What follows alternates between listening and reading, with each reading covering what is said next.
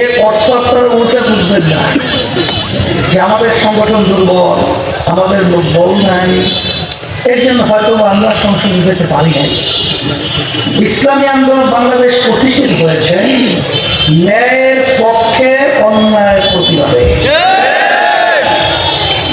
এই 53 বছর স্বাধীনতার পরে যারা দেশ পরিচালনা করেছে, এদের পরিচালনায় আমরা দেখেছি এই সুন্দর দেশ বাংলাদেশটা একবার দুইবার নয়, এদের পরিচালনায় 5 বার চোরের দিক থেকে তাম দুনিয়ার ভিতরে ফাঁস হয়েছে।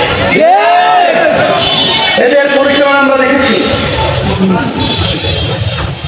হাজার হাজার মায়ের পর সন্তান হারা হয়েছে।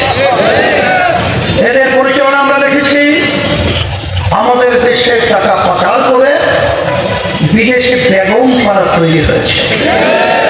কিছুদিন আগে আপনারা দেখেছেন সদ্য ভূমিমন্ত্রী তার লন্ডনে নাকি শুধু বাড়ি আছে প্রায় 300 না 350-এর মতো। টাকা কি তার বাপের টাকা?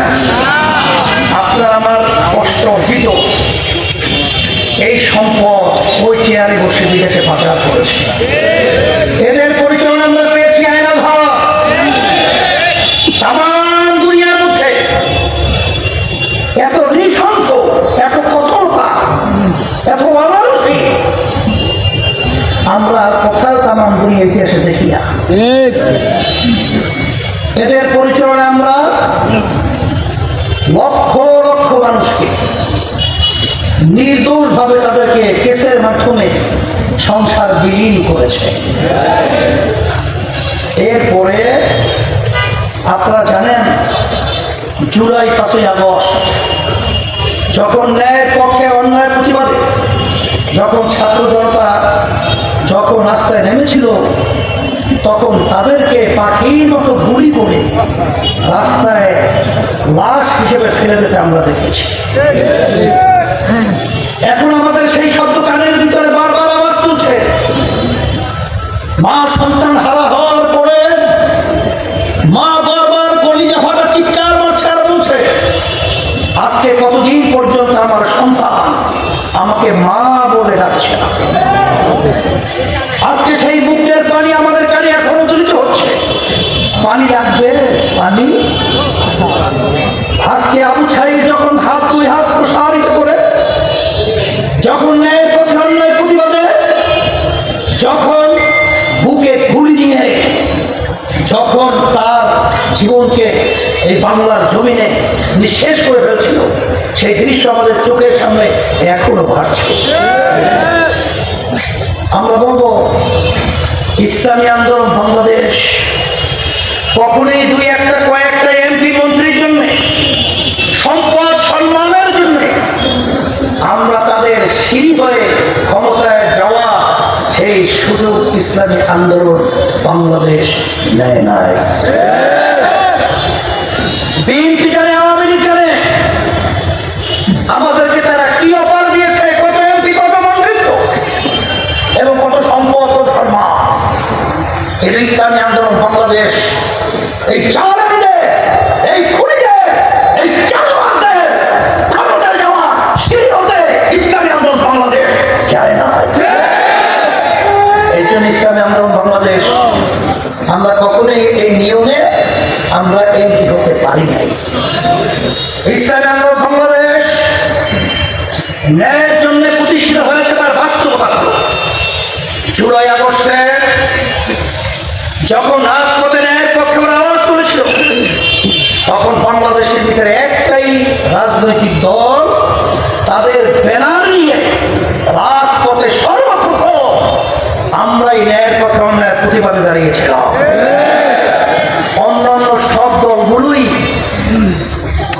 তারা সহযোগিতায় ছিল ফ্যাসিস্ট দূর করার জন্যে, ফ্যাসিস্টের মস্তা ধ্বংস করার জন্যে, কিন্তু কেউ রাজনৈতিক ব্যানার নিয়ে রাস্তায় আটকে থাকার সুযোগ বা সাহস পায় নাই। এখন কথা হলো আমরা সবাই একত্রিত হয়ে আজকে 5ই আগস্ট আমরা আবার নতুন স্বাধীনতা পেয়েছি, কিন্তু স্বাধীন হওয়ার পরে আমরা বর্তমানে লক্ষ্য করেছি পাশের বিভিন্ন আমাদের দেশকে অশান্তি যারা করতে চায় এরা কিন্তু নাকে তোল দিয়ে ঘুমায় না, এরা কিন্তু সব সময় ষড়যন্ত্রের ভিতরে লিপ্ত। আমাদের দেশ গড়ার অপূর্ব ধ্বংস করার জন্য আমাদের নিজেদের মধ্যে বাজাবাজি তৈরি করে, মারামারি কাটাকাটি তৈরি করে একটা পরিবেশ কিন্তু তৈরি করতে চায়। আমি বলবো ইসলামী আন্দোলন বাংলাদেশ সর্বত সংগঠন রয়েছে এবং আমাদেরকে যারা মহব্বত করেন, খবরদার, আমরা ব্যক্তির চেয়ে দল বড়, দলের চেয়ে দেশ বড়।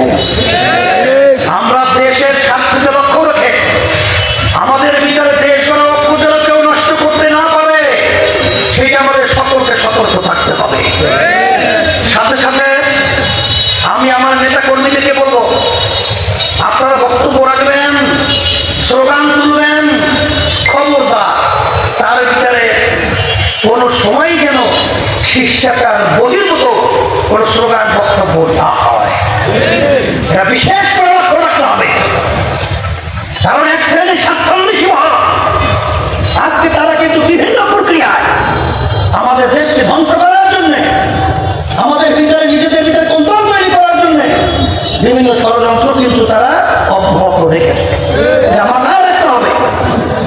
সাথে সাথে অন্যান্য রাজনৈতিক দল যারা রয়েছেন আমি সকলকে একটা আহ্বান জানাবো, সকলকে বলবো যে আপনারাও কথা বলবেন, সেই কথার ভিতরে শিষ্টাচারিতা এটা যেন ব্যাহত না হয়, এটা বিশেষ করে লক্ষ্য রাখতে হবে।